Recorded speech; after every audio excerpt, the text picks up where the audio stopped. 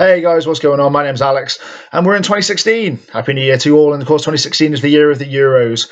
They're in the summer after the season's finished, but we're not talking about the Euros today. We're talking about the Premier League, and this is my mid-season review of how it's basically gone so far. I will apologise straight away for the length of this video, because I can guarantee it was going to be a good hour and a half maybe. Also, I'll apologise for the fact that I look like a 12-year-old boy. I mistakenly had a shave, and it's backfired spectacularly, as you can tell. But never mind that, let's get into the season. A lot of people use the cliche of they've never seen a season like it before, but it has been ridiculous. It's the only way to say how bad this season has been when Leicester are second and Chelsea are 16th.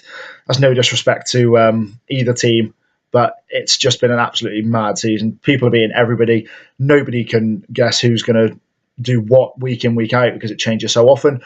And the way we're going to do the review is, well, it's going to be pretty straightforward. Instead of me going alphabetically through the Premier League, we're going to do it in the order that they are from now. I wanted to do this review a couple of weeks ago, but with sort of like Christmas and work and New Year and whatnot, it's not really worked out. But, I've got a day off. I've got nothing better to do, so why not make a video? So let's get straight into it. I will put little breakers in the description of if you want to find your own team. And see what I've got to say about them in the description after I've uploaded it, to save you traipsing through an hour and a half of me waffling on about football. And in case you haven't noticed, I do support Man United. I will try and be as biased as I can, but it might be a bit difficult. But we'll get to them in due time. We will start with the league leaders, and the league leaders going into 2016 are Arsenal. They've had a decent season so far. I think the signing of Petr Cech has obviously improved them immensely. Defensively, they look a lot more sturdy. There's a few sort of question marks. Maybe the pace of Mertesacker.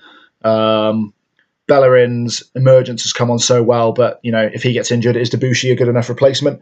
Koscielny has been immense in my eyes. I think he's probably one of the best centre backs in the league at the minute. Kieran Gibbs and Monreal are two very, very deputable left backs, and Arsenal are looking good.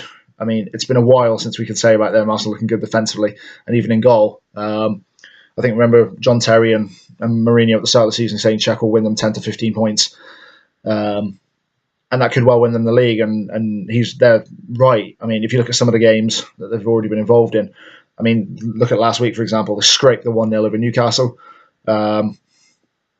There's been a couple of results as well where, they haven't expected to win, like the 2-1 against City.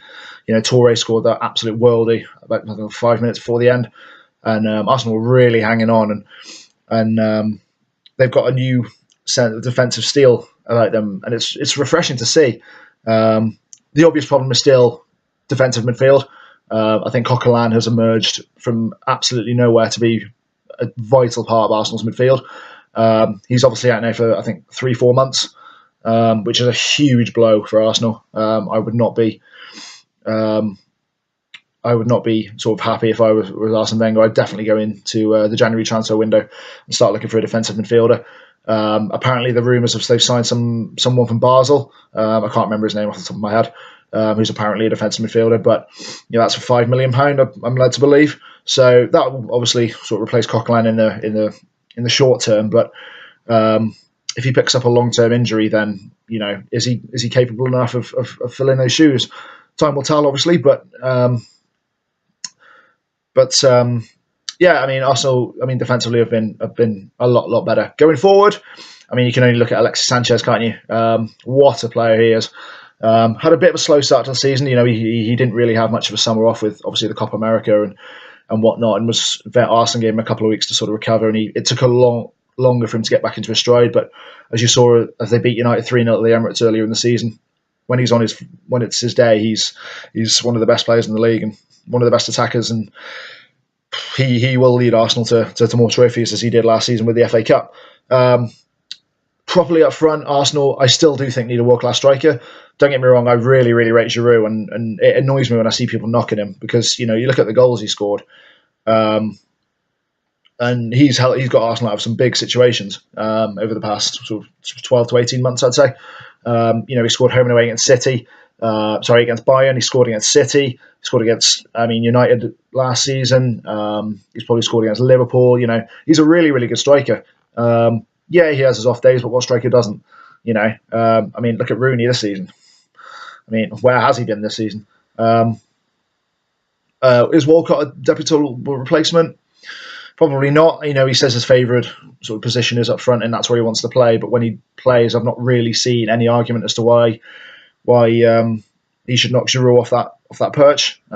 Rumours of them signing Benzema in the summer were quashed straight away.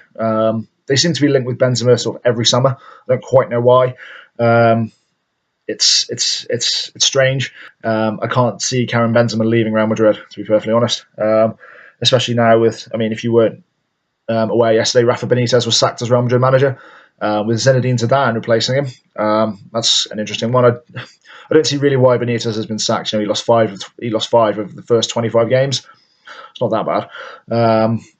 It's football is totally different over there, and sort of like the higher up structures and the hierarchy are so much different to how they are over here in England. It's excuse me, it's just another world over there. But back to the Premier League. Looking at January, I don't really think Arsenal need to strengthen that much. Maybe a couple of midfielders just to sort of replace long-term absentees. You look at Jack Wilshere and Danny Welbeck, who I don't really know where he's gone. They've been pushed back from January to February. Probably won't play this season. The season's over in May. But with the Euros coming up, are you really going to risk them playing 10, 15 games as well? If Arsenal get through the Champions League, they just scrape through their group, only to meet Barcelona in the round of 16. So good luck to you. You're going to need it. But I think, can Arsenal win the league? They've been in this position 4 times in the last 14 years, I think, top into the new year, and they failed to win the league. Barring crucial injuries aside, everyone said it's their best chance of winning the league for 10 years, maybe. I'd say probably since they last won it. No one has strengthened rivalry-wise. You look at City, you look at United, you look at Liverpool, you look at Chelsea. Would you put Spurs in there? Possibly. But no one has really strengthened, and it's been sort of, and that's probably shown in the position of the table. Possibly not to the extent of Chelsea's demise, but it is their best chance for years. I think 1 or 2 replacements are definitely needed. If they get this lad from Basel to cover the absence of Coquelin, maybe a central midfielder. I don't think Cazorla can do as good a job as he has in recent years. Sanchez, if he stays injured, maybe you need to look at another midfielder there, like an attacking midfielder. We all know what Arsenal happened last sort of January when they didn't sign anybody, and in the last minute signed an injury Kim Källström. And just faded dramatically in the Premier League. I really hope that they don't. It's been a long time coming, and I've always been a fan of Wenger. And the Arsenal fans that call for his head and sort of berate the team, and Wenger's sort of knowledge of the team when Arsenal lose 2 or 3 in a row and don't sign anyone. I think it's just ridiculous. There are rumours, sort of small rumours, that if Arsenal win the league, he'll retire or he'll leave the club. Obviously, leaving them on quite a high. That'll be interesting to see. The whole sort of thing over in Germany with Guardiola not signing a new contract and who's going to be the new Bayern manager and where's he going to go next. I've always felt that Guardiola would fit Arsenal perfectly. The style of play, you look where he's managed before at Barcelona and Bayern Munich. The style of play that they play, Arsenal want to play that way. Not boring football, because at times you look at it and you think, just do something with it. Just stop passing it around. But Arsenal are a very, very pretty side and very, very attacking side. And it would suit Guardiola. Would it be a challenge? The Premier League is a challenge. I don't think it would matter what team he managed. He can manage Bournemouth and probably turn them into Premier League champions. But it'll be interesting to see what happens if Wenger does go. You look at who's not managing clubs at the minute. You've got Mourinho, you've got Guardiola, Hiddink, who's in temporary charge of Chelsea. Where's he going to go after that? Van Gaal, if he ever leaves Man United. So it's going to be interesting. I don't think Wenger will leave, even if Arsenal do win the league. I think the only thing he's never won, and I think it'll always eat him, is the Champions League. They had the chance in the final in, I think it was 2004, was it 2005? Liverpool won it in 2005. I think it was 2004 when they lost to Barca. That was probably their best chance. And will they get a better opportunity? Not this season. I don't think they're going to beat Barca. Can they win? You've got the FA Cup. They're They retained it last season. Why can't they do it again? They're obviously not in the League Cup thanks to Sheffield Wednesday, but this does represent their best chance. They could do a domestic double, which they haven't done since the Invincibles. So that would be pretty good. But I don't think Wenger will leave. And even if Arsenal do slip up, who's going to take their perch? Well, as far as I'm concerned, there's only two teams that can win the Premier League from, if you look at now, towards the end of the season. The team in second are one of them, and that's Leicester City, would you believe? What a season they've had. Good God. All credit to Claudio Ranieri and the team and the chairman and them, because they have been absolutely incredible. They've taken the league by storm, and they deserve to be in the position they are in. They've been absolutely phenomenal. You look at earlier on in the season when they were 2 down at home away to Stoke, came back and drew 2-2. They've come back, I think, 4 times from losing positions to gain points, and it's just been incredible. What a ride they've had. I'd say 4 players maybe would stand out, and they're mostly attacking players. I'll give a mention to Robert Huth because I haven't seen much of Leicester this season, but I saw the game against City, and Huth and Morgan in the back were absolutely immense. They were rocks, and that's similar to Arsenal with Koscielny. They've been absolutely brilliant, and it's led to it's one of the main reasons why they're where they are. And the other players are sort of obvious to give a mention. Mark Albrighton, who they bought from Villa. I really don't know why Villa let him go. I think he left on a free. He's been fantastic. He had a really good game against City. Kante, the midfielder, the guy's energy is ridiculous. He just does not stop running. Going back to that City game, wow. I can see why Leicester paid £7 million for him, because that is a bargain. Speaking of bargains, we'll move on to the other two in a sec. But he has been absolutely fantastic. He's his energy in midfield. He drives the team forward, and that player. You've always got that sort of you've got the holding midfielder, and then you've got the midfielder who will be like a box-to-box one. So you look at, say, Michael Carrick for United, or Henderson for Liverpool, or you'd argue to an extent Coquelin, Matic for Chelsea. Those are the type of players that you need, and I think Kante is definitely that one for Leicester. An absolutely terrific little player. Whoever picked him out has done a top job. Thumbs up to you. The other 2 players for Leicester are, well, it goes without saying, doesn't it? Riyad Mahrez and Jamie Vardy. Lethal, absolutely lethal, incredible combination. I think at one point in the season they had 21 of Leicester's 25 Premier League goals, or accounted for.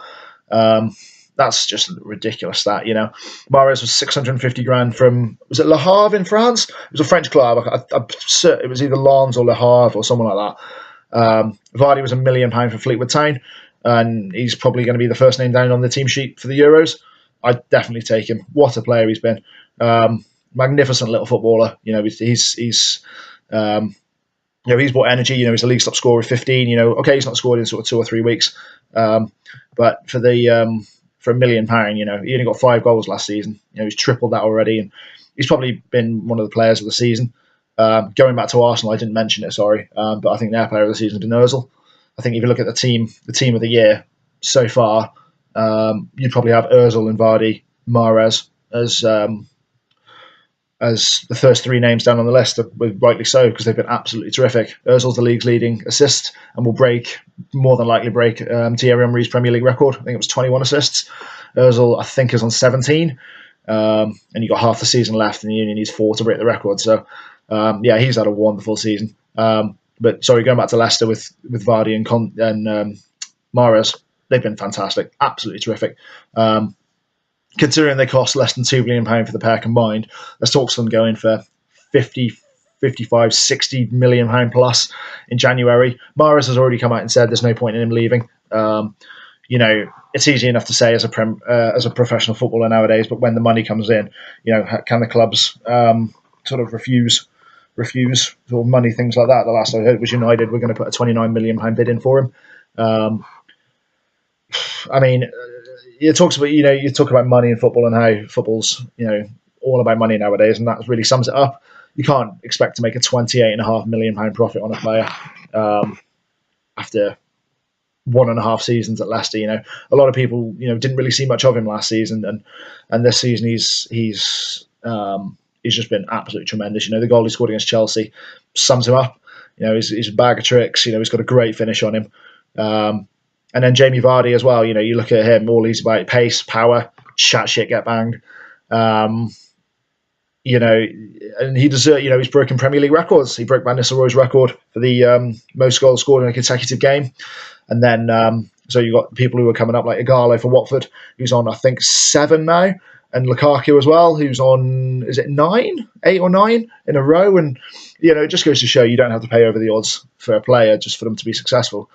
How many people thought when Leicester forked out £1 million for Vardy that he was going to be this good? He's the best striker in the league, most informed player in the league. I've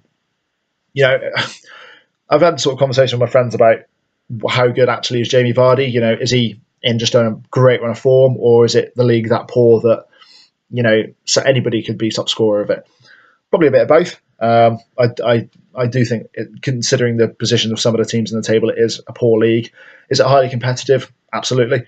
The parachute payments going down from the Premier League to the Championship and then back up again are obviously getting bigger. The humongous new TV deal that's coming next season. I think it's £5 billion, is it? That is outrageous amount of money. At the end of the day, it's just a game. People call it the beautiful game, but then is the beautiful game being ruined by money? Absolutely. You look at what's going on with FIFA at the minute. Good grief. But I'll give going back to sort of Leicester. You've got to give them credit. They've been terrific. They deserve fully the point against City. Deserve to beat Chelsea. Deserve to draw against United. Very unlucky to lose to Liverpool. And can they keep the bubble sort of going, if you like? I would be amazed if they didn't get into Europe this season. I think it's one of those sort of, everyone calls it a fairy tale. It's just one of those really, really good success stories that makes you smile. You don't see many of them in football nowadays, and you've got to give Leicester a lot of credit. I also will applaud Claudio Ranieri for the job he's doing of keeping Leicester sort of like very, very level. You listen to any of his press conferences, especially the one the other day when he said, we've got to 40 points. It's what we wanted. Champagne for my players. But it's now Ranieri's got to 40 points. What would be his next target? Is it just to see how far Leicester can finish, how well they can finish? Can they win the league? Can Leicester City win the Premier League? It's not outside the realms of possibility given what's happened already this season, is it? But it's been an absolute whirlwind, considering, even myself, I'll hold my hands up and say that I was not a fan of sacking Nigel Pearson, considering how well he kept Leicester up last season. I think they won, was it 9 of the last 11 last season, and kept them up. Incredible run of form that was. Then sacking him, and then hiring Claudio Ranieri, whose last probably successful job was when he was at Chelsea. I thought it was a ridiculous decision to sack him, but I'll happily hold my hand up and say that I've been totally wrong, and he is definitely a candidate for manager of the season. There's a good sort of, I'd say, where are we? 5 or 6 managers that could well be up for manager of the season that you wouldn't suspect. And it's been a terrific season. It's been a terrific team to see. However, if Leicester slip up and Arsenal slip up, the other team that I think will win it is Man City. Pains me to say that. It still hurts when I ever see Company lifting up the Premier League title from 2012, a last-minute winner, bloody Aguero. But anyway, Man City in third. They'll be one of maybe 7. Where are we? 4, 5, 6 or 7 teams that would probably be disappointed with where they are, given the league table and given how mental this season has been. You'd probably put City top, or you'd expect City to be top, but they have had injuries to the wrong people. And I think that's been their sort of downfall. They've not been able to replace those players. Vincent Kompany is probably the best centre-back since, I'm going to argue, since Terry and Vidic are in their prime. I think he's a world-class defender. I think he's terrific. But how City have not got another world-class defender to play alongside him is beyond me. They forked out, was it 35 million for Mangala? What a crock of shit. They forked out, was it 30 million for Otamendi? Jury's still out, but he struggled against Leicester. He also got shot down by a sniper at one point at the end of the game. I don't know if you saw that. Dear God. but he looks very, very dodgy. Why can't they do it? Demishalis, remember him? Christ. I don't know what it is. Why can't they find a world-class replacement or player to play alongside him? I mean, Mangala and Otamendi just do not look great together as a partnership. I'd be very, very worried. You saw when they played Watford, Igalo and Deeney were just bullying them off the ball. And that's what I do if I came up against those two, knowing how suspect they were at the back. I would charge at one or two of them and just single them out, and just to see how they get on, because Mangala's been there for 18 months now. You'd think he'd be better than what he was, or trying to repay £32 million. City, they ran Chelsea close last season for a little bit, and then Jose and Co took over, and it was a walk in the park really for Chelsea last season. But it's a big season for City. They need to do something. Do they buy anybody in January to replace Company? I mean, who would you look at? Who would you go for? Marquinhos has been quoted, the PSG defender. But again, that's £45 million on a defender when you've got two £30 million ones sat on the bench. So they probably won't. The other one is up front with Sergio Aguero, best striker in the league when he's fit and on his day. World-class striker. When City first had sort of the millions and they were spending money here, there, and everywhere, you looked at the spine of the team and you had Joe Hart, Company, Yaya Toure, and Sergio Aguero. That was probably the four players I'd be jealous of in any team. You look at that spine and it's incredible, because they're just all world-class players. You talk about players struggling to. I don't believe in players who fail to live up to transfer fees. That club's paid a fee for a reason. It's the player's fault if they can't repay it. But you look at those four, and they've just been magnificent. Company only cost, was it, £8 million? What? It's incredible. Joe Hart cost, what, 1.5 from Shrewsbury? Salab. So you look at it and you think, well, why can't they pay their fees? Aguero was what, 25? How much has he repaid of that? Twice, three times as much, probably. He's got City in the Champions League. He's won them 2 titles. He's got them through to the next phase of the Champions League, where they've got Kiev. I was going to say PSG then, but that's Chelsea. But when he's injured, City don't have a replacement. They spent £25 million on Wilfred Bonny. He should have stayed at Swansea. That's evident, as you can tell by Swansea's position this season. We'll talk about them a lot later on because they're further down the league. But Wilfred Bonny, I don't rate. A lad I do rate as well is that Kelechi Iheanacho. He scored against, was it Palace? He got a 90th minute winner. And aside from the Premier League, I signed him on FIFA in the sort of my career mode, and he is a beast. If you play him enough, bloody hell, kid's rapid. So I definitely recommend signing him. All you FIFA players out there. But he looks a really hot prospect, and it's interesting to see because City don't usually play, given the talent they have and the money they have at their disposal. They're looking to their youth ranks for inspiration, if you like, when Aguero is not playing, and it's rare to see, but it's good to see. You look at Chelsea, I think at the start of the season, especially when they were playing Ruben Loftus-Cheek, kid's got great potential. He played really, really well early sort of stage in the season, and he's not really played much since. Bit disappointed in that because I think he could be a very, very hot prospect. But given sort of financial fair play and stuff, it's going to be vital that clubs like City and Chelsea, and maybe to an extent you look at Arsenal, when they can't find players that can replace vital injured players, to look to sort of like the under-21s and the reserves and just give them a chance. Why not? Kids. You look at how many academy graduates make first team football nowadays, and it's probably barely any. I think it's something like United have always had an academy graduate in their squad for however many years, and other teams should look to that as the future. Because although money is always going to be around, how many clubs are going to have all this money in years' time? I mean, we've always talked about how Chelsea would be if Abramovich wasn't there or didn't have the money. If he left now, Chelsea would be fucked. But he's, considering he looks like a Bond villain, I don't think he'll ever leave. The money he's poured into the club and the success that they've had, the Premier Leagues, the FA Cups, the League Cups, the Champions League in 2012. They deserve it. And Abramovich has been a very, very good owner. As well as Sheikh Mansour, the city billionaire, or like the richest man ever, or whatever he is. But who would sign? Say if City went into the January transfer market needing a replacement striker and a world-class centre-back, would the replacements, if you like, say Bonny, Demichelis, Mangala, and Otamendi, would they be happy sitting on the bench? Say if City bought Marquinhos, you wouldn't want £60 million of centre-back sat on the bench. Players these days, you talk about going back to money. Sorry, I'm going to talk about it quite a lot, I think, in this video.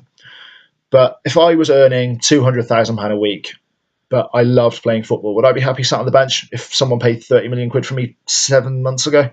Absolutely not. In fact, if I spent more than like a month on the bench in a row, I'd probably have to leave or go out on loan, because you just can't do that. And I suppose the other thing has been chopping and changing constantly. Company's probably had about 8 or 9 defensive partners since he's been at City, and I'd argue none of them have been very successful. Obviously, the jury's out on Otamendi. He only signed in the summer, but if he's going to go the same way as Mangala, then City are in some serious trouble.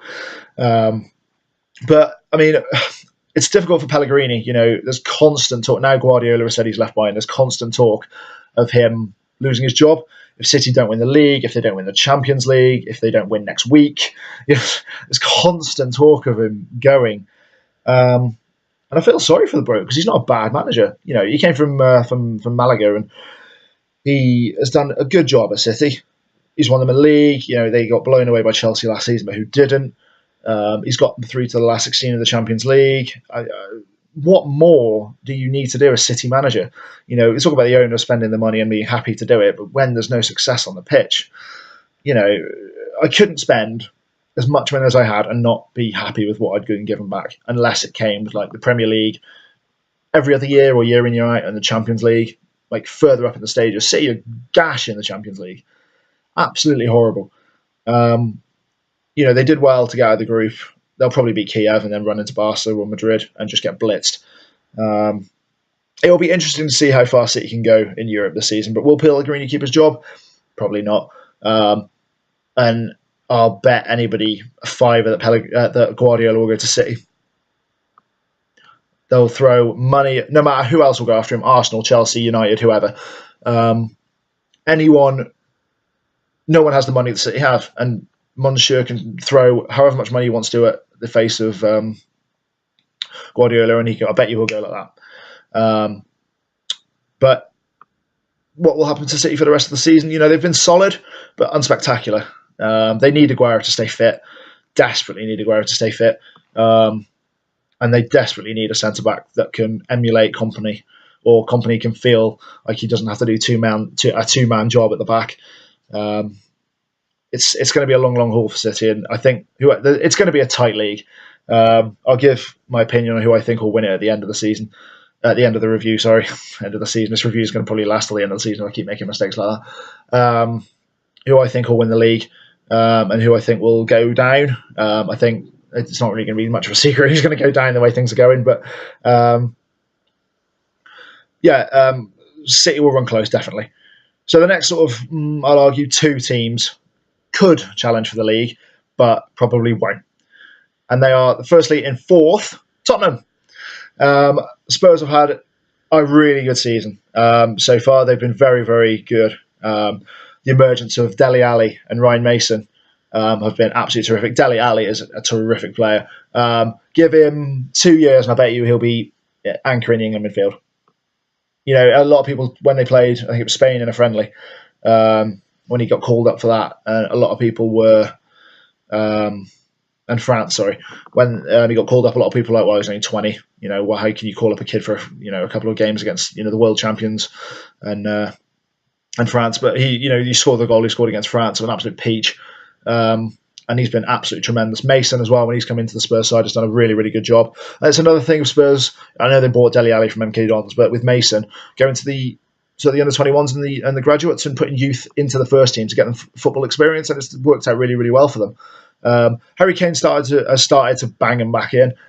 He struggled really at the start of the season. A lot of people were saying, "Oh, he's a one-season wonder," and I did it myself. I'm so glad United didn't buy him, because imagine if he put that form in at United, he'd been absolutely vilified by now. But he's hit a really, really good run of form. He hit a hat-trick against Bournemouth. I think he went sort of 10 and 11 games, 10 goals in 11 games for Spurs in the league. And he's one of the main reasons why they've been in up to fourth. I think Lloris is one of the best keepers in the league. I think he's very, very underrated. I think that Company, Alderweireld and Vertonghen is what I was trying to say, are probably a very, very solid centre-back pairing. Son, the guy they bought from Bayer Leverkusen, has done a terrific job. He's only just come back from injury, but he scored some really vital goals. And Spurs look really, really good. Lamela is starting to look like a really good player. He had an awful season last season, and there was a lot of talk of Spurs selling him in the summer. But Pochettino, I'll give him credit, stuck by him and said he's not going anywhere. And he's repaid him. He's had a really, really good season. I think, the thing for Spurs is, can they do the Thursday-Sunday thing when the Europa League comes back? I think they've got Fiorentina in the next, in the round of 16, or the round of 32, is it? In the Europa League. So that'll be a really tough tie. But, everyone talks about how difficult it is playing Sunday, Thursday football. Why is it? If you're at home and then you're playing a home game 4 days later, how is that so difficult? It's like playing the Champions League Tuesday, Saturday. It's not difficult, is it? If you've got to fly, say, 6,000 miles and back, maybe I can understand it a little bit. But I don't understand people who say that you cannot play Sunday, Thursday football because it doesn't work. It's absolute rubbish. It's just players' concentration. They might be a little bit tired because they played a game 4 days ago. But it's just a joke. They're so pampered nowadays. I don't agree with it. But Pochettino has done really, really well. He's had a really good season. I think I don't see Spurs winning the league. There's a lot of talk of them doing it, but they're their own worst enemy. You look at some of the teams they've lost to at home especially at home over the recent years. You look at Stoke when they first joined the Premier League, or the first couple of seasons when they were looking a bit ropey. Wigan when they were in the Premier League, I remember that game very well when they lost. I think it was 1-0 or 2-1. They've lost in recent years 5-0 at home to Liverpool, 6-1 at home to City. They are the architects of their own. In a way, they're a little bit like Arsenal. Not many Arsenal fans or Spurs fans will thank me for saying that, but they'll lose a game that they should win, and it'll just ruin the season. Can they get Europe? It's always been that one, isn't it? Where when Harry Redknapp got him in the Champions League, it was always Spurs could have a real good run now in this and can consolidate a top four place, and then they didn't. And you wonder why. Will this be their year? Possibly. I'd argue there's 4 teams. Well, 2 of the next 4 teams that I'll talk about could probably get into the top 4. But there's going to be a few that are going to be knocking on the door, definitely if they carry on the way they've been playing. But Pochettino is a very underrated manager. I really rated him at Southampton. I thought it was a strange move for him to go to Spurs, but and he struggled to start with. But he's really come a cropper now. And does Spurs need to buy anybody in January? Probably not. Maybe. You've got Danny Rose at left back, and I think Kyle Walker at right back. So they're good young English players. Maybe just to bulk up the numbers a bit. I don't really think Spurs benches is or sort of their reserves and backup is the strongest it could be. I think if Harry Kane keeps banging in the goal, Spurs are going to have no problems with a striker. But maybe I know you can play Son up front, but he's more of a sort of like an attacking midfielder. Well, that's how he's really been used for Spurs. So I'd maybe look at trying to give Harry Kane some support.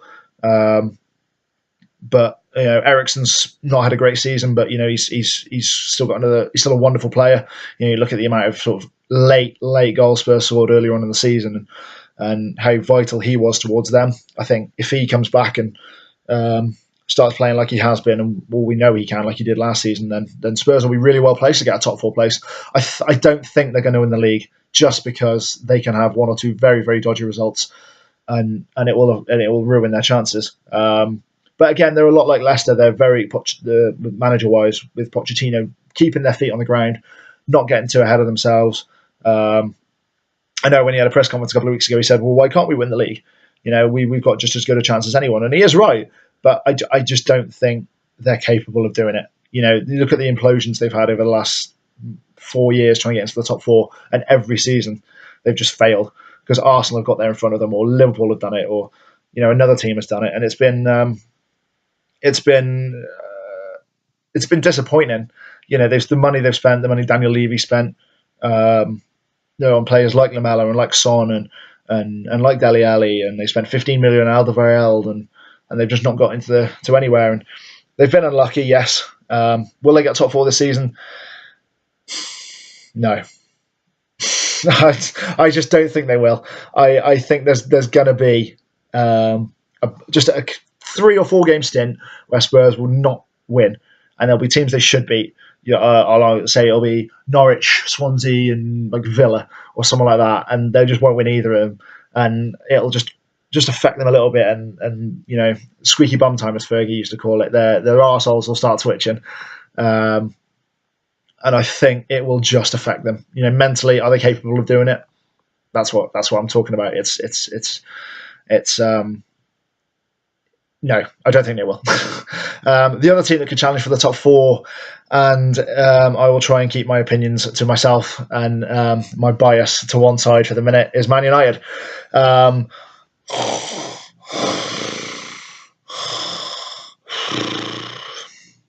Sums up the season. Considering how it was when Van Gaal picked the club up, it's been an improvement. Considering the money Van Gaal has spent and the success he's got out of it, it's been a disaster. And that just about sums it up. United 5th at the minute, and pushing for that top four door, but 4 weeks ago they were top. Then they lose to Stoke. Then they draw with Chelsea.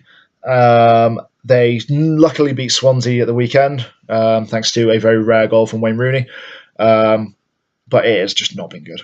It has been so unbelievably dull. The Chelsea game was an improvement because they played really, really well and should have beaten Chelsea.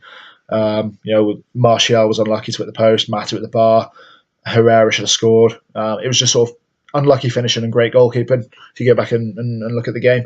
But the money they've spent, it was, they forked out £25 million on Memphis Depay, who is a waste of £25 million and needs to learn how to head the ball back to his goalkeeper. They spent £27 million on Marouane Fellaini. I know that was 2 years ago, but he had a great season last season. There's none for this season. What is going wrong? The only shining light in United season so far has been David De Gea and Anthony Martial. De Gea somehow stayed at Man United. Somehow, I don't know what happened. The whole fax machine paperwork mumbo jumbo. I didn't get your paperwork. Your paperwork didn't arrive in time. I didn't actually send my paperwork. This, that, and the other. I still think Ed Woodward is just laughing to himself over that. I really do. But then if you look at Madrid's start to the season in the league, they didn't concede a goal. I think it was like 8 games or something stupid like that. So was it the right move to try and sell Keylor Navas? David De Gea and Martial. Martial came from Monaco for 37 million quid, possibly rising to 55 plus, depending on appearances, goals and whatnot. And he set the Premier League alight on his debut, scored that wonderful goal against Liverpool, and then I think he hit 2 against Southampton when we beat him 3-2 away from home. He hit, I think it was 5 in his first 7, and then he's only scored 8 goals this season, and he's our top scorer. He's had a bit of a rough patch since he got his blistering start, which is to be expected. You can't, but he's carried United to 5th, I'd say. De Gea has been absolutely immense at the back. Chris Smalling has been terrific at centre back, and he'll be an England centre back for many years, I think. There's a couple of other players I want to talk about, English defenders, later on when I get to certain teams who I think could well stand alongside Smalling. Phil Jones, he's been injured for a bit of the season and hasn't really stamped his place in the United team. I think when Rojo comes back, he'll definitely be there. Daley Blinder's done well as centre back, but he's a holding midfielder. I think we spent, was it £7 million on Schweinsteiger? If we signed him 4 or 5 years ago, It would have been a world-class signing when he was in his prime. The guy had an incredible World Cup, winning it for Germany. He was absolutely immense in the final. And then United signed him, and expectations were huge because of the reputation he's brought. I saw him against Chelsea, and he was very slow. He was very lethargic. He misplaced passes. He can't tackle. It's just like the Premier League is a bit too much for him. I know he's 30. Is it 32, 33? But I just think he's not done anything of worthy note. His other central midfielder, Morgan Schneiderlin, £25 million from Southampton. No, he's not really done much either. He's not bedded into the United team as quickly as many people would have hoped. A lot of people have said, it takes time to adjust. And, he's played for Southampton for 6 years. Doesn't take any time to adjust. They've been in the Premier League 3.5 now. He's played pretty much every season. It doesn't take anything to adjust. So that's disappointing from him. What do United need? Well, they needed a striker that can score. Where are they? Well, I'll tell you where they are. One's on loan to Brighton. One's gone to Turkey. One's gone to Germany. Why did United sell Javier Hernandez, Robin van Persie, and let James Wilson go out on loan? Hernandez is the Bundesliga Player of the Year. He's got 19 goals in 25 games. Van Persie apparently isn't happy in Turkey, but he's probably happier than he would be at United. And James Wilson's been banging him in for Brighton. When he's not hungover. Why? I mean, what has Van Gaal got against, I mean, I don't know why he thought that United could go into a season with only 2 strikers. Rooney has just been absolutely abysmal. In a way, I didn't want him to break the England goal scoring record. Bobby Charlton scored in World Cup finals and deservedly got to England's all-time record goal scorer. Wayne Rooney bangs in penalties against San Marino. I'll give him credit. 50 goals for any international team is a terrific achievement, and he's done it in like 100 caps. So you look at the goal scoring records, 1 and 2, decent record internationally considering how often they play. But Rooney hasn't done it in World Cups. He scored once in the World Cup. He hasn't done it in the Euros. When we beat Croatia 4-2, I think it was Euro 2004, and he was 18. That was incredible. That was Rooney at his peak. He's United's second highest ever goal scorer. He's the Premier League's second highest goal scorer. But look at him this season. He just doesn't look interested. He just, not many of the United team do. It's, the fans are getting frustrated, beyond frustrated. They're all want Van Gaal out. I'm not sure if I do. Given the fact that as soon as Mourinho got sacked, the rumours of Van Gaal going just escalated, and everyone's like, Mourinho is coming to United. I don't know. I can't see United without Van Gaal, and I know that sounds weird, but he's been embedded in the club now for 18 months, and he says he's going to retire after next season, and I think we should just leave him to it. I think Mourinho will probably go Man City. Oh, imagine if Mourinho were Man City. Mourinho wants to get back into another job. Bayern Munich. He's not coached in Germany before, so that'll be interesting to see how he got on there. Guardiola, I think, will go to City. I don't care how much money anybody throws at him. He'll either go to City or Chelsea. I can't see him at United. He's the rumour that he wanted to join United and then manage Brazil, and then he'd retire because he'd managed the biggest clubs in the world ever, and the biggest team. Sorry. Mourinho has made it no secret that he'd love to manage United one day, but I just don't see Van Gaal leaving. He said a couple of weeks ago when the pressure was huge for him to get sacked. I think it was after they lost to Stoke. He came out and said, "Well, I can walk away if I need to." It's a clever move because he alleviated the pressure from the board to do anything, to put it on himself, and made the media think that he was going to go, and obviously he hasn't. The win against Swansea was vital, but they just need some excitement. I mean, where do you get it from? Do they go out and spend another 100, 150 million pound this month on players that can try and entertain the fans? What's the point?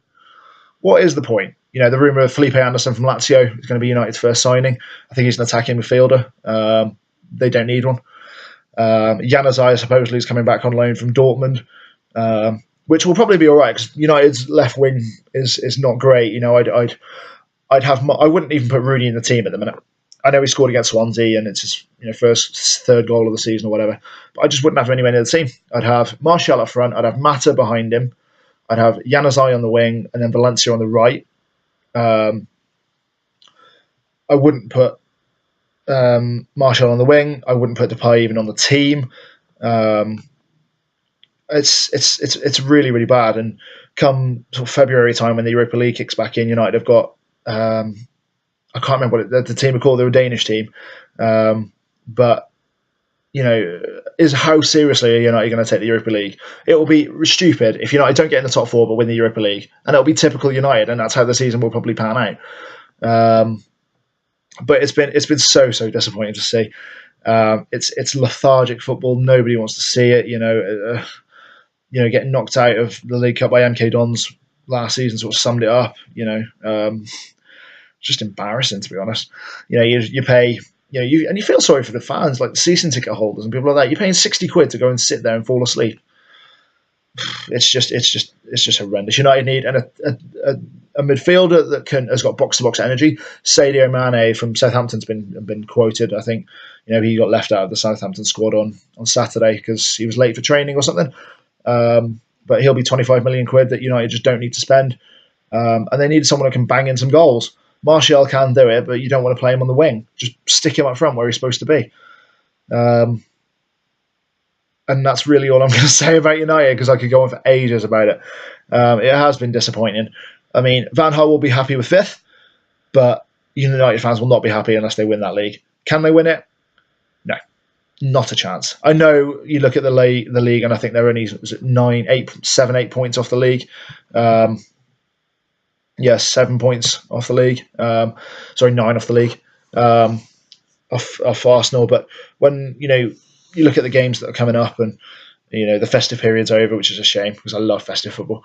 It just comes out thick and fast, and they sort of slowly get back into that rhythm. I just don't think United will win the league. They'll lose to sort of Leicester at home, and then they'll lose to, say, like Everton away or something like that. And they're a lot like Spurs. They lose 1 or 2 games and the concentration will have gone.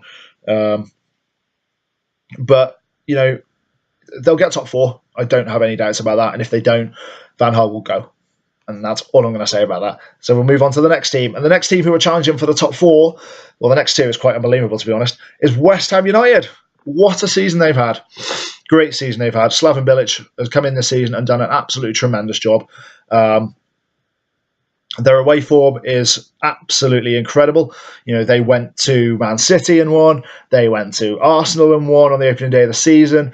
They've beaten Liverpool home and away. They've beaten some good teams this season. They've done really, really well. They drew with United. It's been a tremendous season for them, and all credit to the players because they've been absolutely terrific. Adrian in goal is again a very underrated goalkeeper. I think he's been absolutely tremendous. At the back, you've got Tompkins and Collins, who have been absolutely terrific. Again, a lot like Huth and Morgan, very, very solid. Sort of home nation defenders as well. I mean, I know Huth isn't, but you've got James Collins, who's Welsh. Tompkins is English. Excuse me. And I know that they've had a really, really good season. Midfield, you've only got to look at Lanzini, Valencia, Payet, who's been absolutely awesome. Really, really rate him. He's a great player. And you got up front, and you got Andy Carroll when he's fit. West, they've got a really, really good team.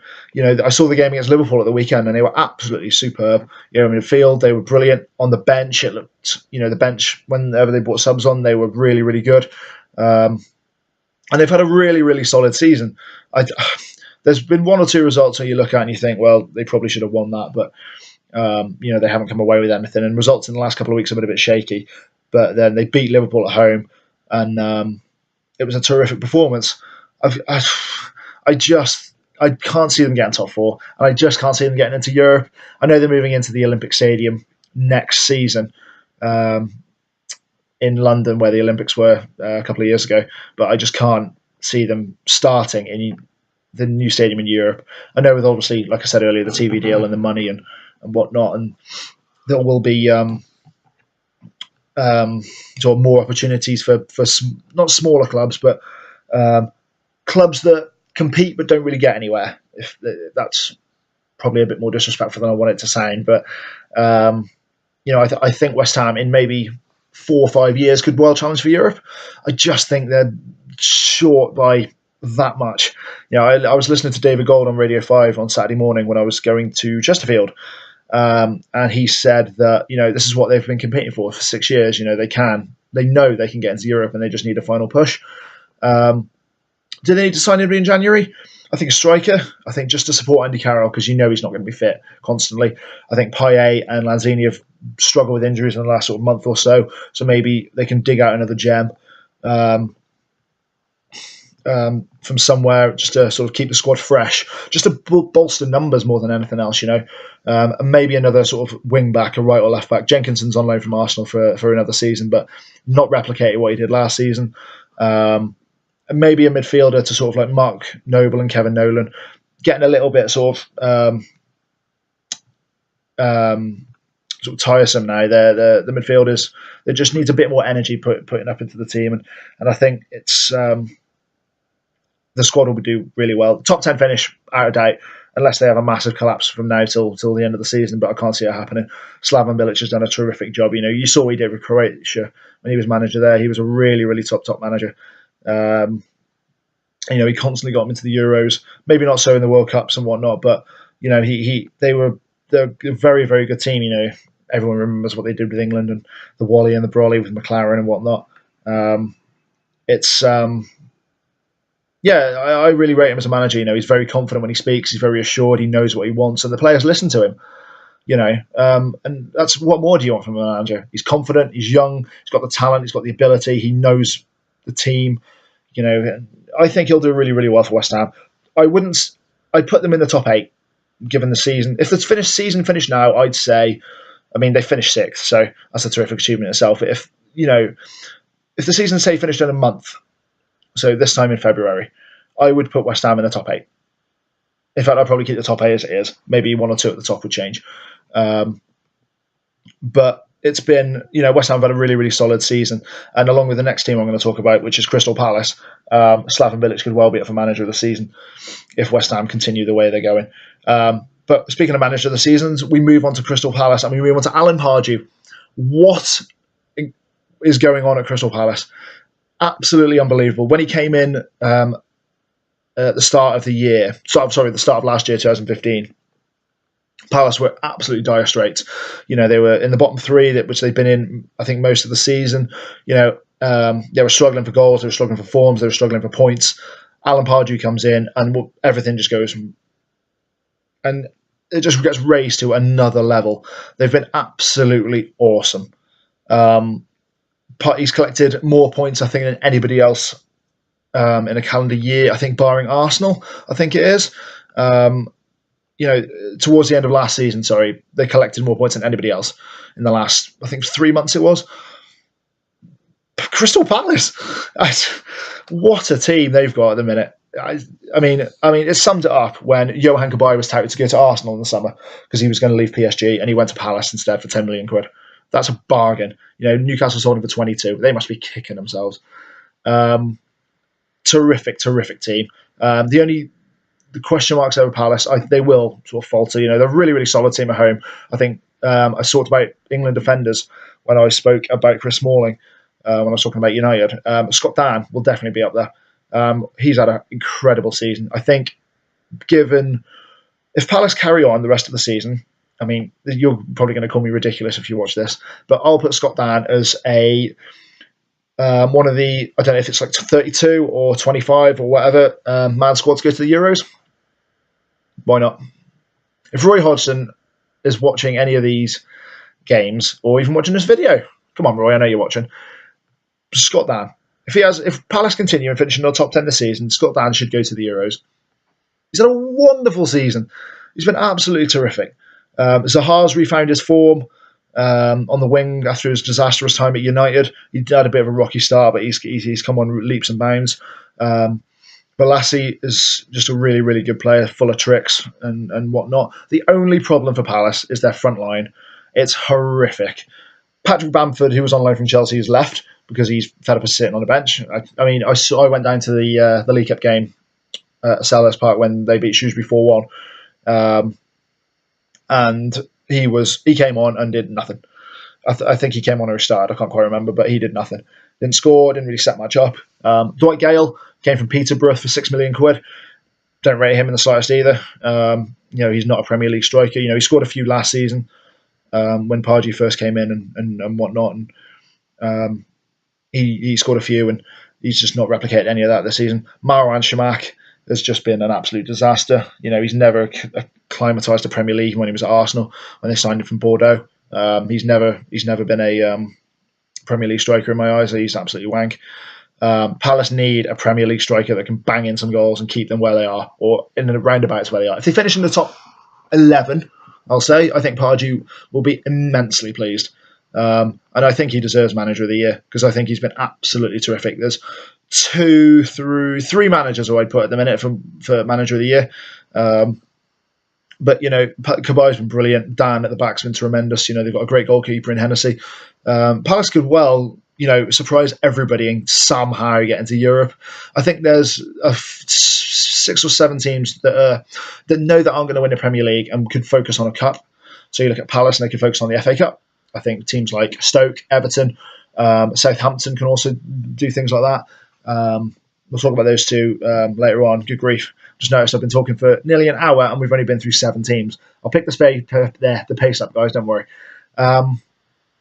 But Palace have had a tremendous season. Like I said, they need a goal scorer. And again, like West Ham, and Spurs, maybe 1 or 2 just to freshen the ranks up and keep them sort of the morale in the squad and the group going. But congratulations to Alan Pardew because he's done a tremendous job at Palace.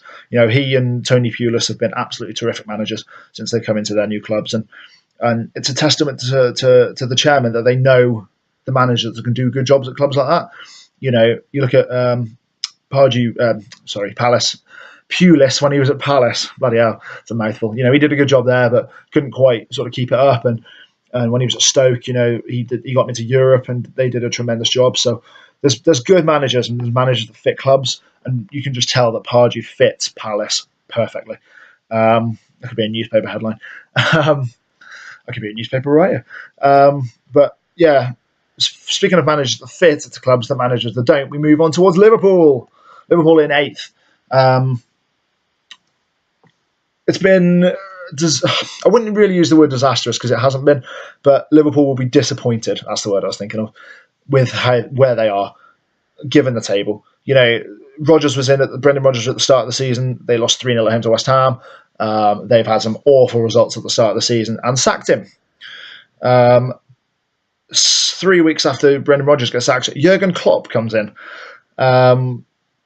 Right appointment for Liverpool. I think a lot of people were looking at him as, this is going to sound more, again, disrespectful to Liverpool, but they're not a top 4 club anymore.